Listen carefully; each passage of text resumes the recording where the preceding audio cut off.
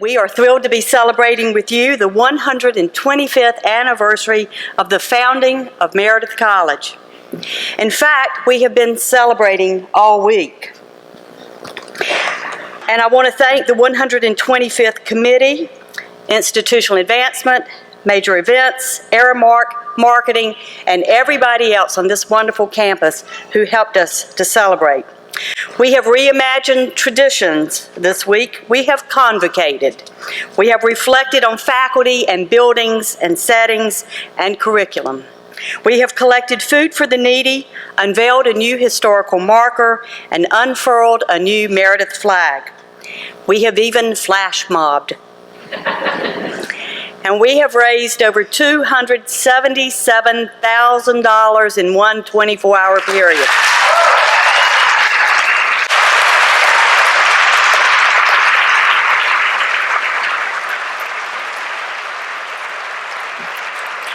Before the week is over, we will eat more cake. We will dance. We will continue the celebration. Oh, and we've also been going to class and doing our work, right? Do we look a little tired? We are not. Our celebration highlights our founding, initiated by a shift in the centuries-old idea that educating a woman was, well, crazy. Beyond learning from their mothers how to sew, clean, cook, and take care of children, and husbands, of course, why would a woman need an education? Pointless, bizarre, expensive, can only end badly. Later, when it was even considered that women might be educated, there was yet another obstacle. Well, women couldn't go to college with men. So the founders persevered, and after 50 more years established the Baptist Female University, later renamed, most appropriately, Meredith College. Through the years, we have celebrated Founders Day and now Founders Week and our connections to this beloved institution. I'm proud of my very own connection to the college's first class of graduates, the Immortal 10, one of whom, Rosa Parker, was my father's first cousin, one I proudly claim. She went on to become a math professor here at Meredith, as well as the Dean of Students, though it had a different, funkier title at that time. You know, though, however much fun it is to celebrate the past and our connections, we may not, I am told, rewrite history. And in this week of all weeks, we should certainly honor the whole history. And so, I must also admit my very deep shame in having a great uncle who was Rosa's and my father's mutual uncle, George Paschal, who led the charge not once, but twice to merge Meredith College and Wake Forest. What was he thinking? Merging the angels and the demon deacons? Fortunately for our family's reputation, he wasn't so much a chauvinist as a financial worrywart. He was concerned about the burden on the Baptists of supporting two institutions, although they were actually supporting 7, but, who's counting?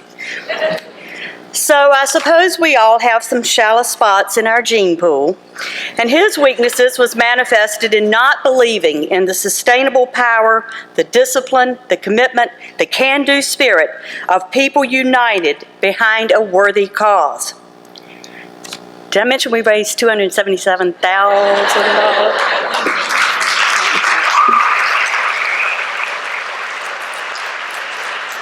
The temptation, of course, is to believe women's colleges are unchanging. Nothing could be further from the truth. For 125 years, Meredith has adapted the education we offer to changing realities in our world.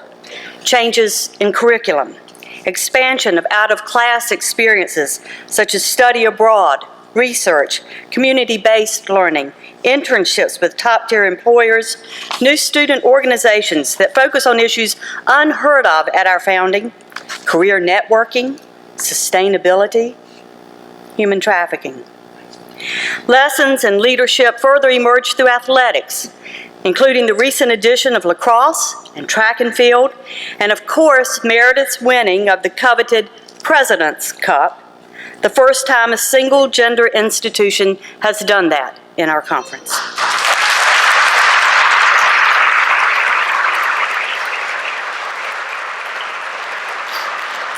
And of course, they said it couldn't be done. Well, there's that old can-do spirit again, right? More change has come to Meredith over time. The college's social regulations have certainly changed and relaxed rules about curfews. Current students are saying, what? Rules about male visitors. We actually welcome them at certain times under certain conditions. Chaperones, another word our current students don't know, and required dress for being seen in Raleigh. All these changes happened in evolutionary ways, and Meredith will continue to evolve over the future. So what might that future bring? Surely new programs, new opportunities for learning beyond the classroom, and new technologies. New clubs and organizations will form and dissolve. And yes, campus rules will continue to change as we balance the safety of our students with their need to practice adult decision-making. Most of all, we'll continue to rely on the power of planning to assess our risks and take advantage of our opportunities. In short, Meredith will continue to evolve as she always has, with a clear sense of moral purpose, within a culture of collegiality and community, and with the confident spirit of going strong.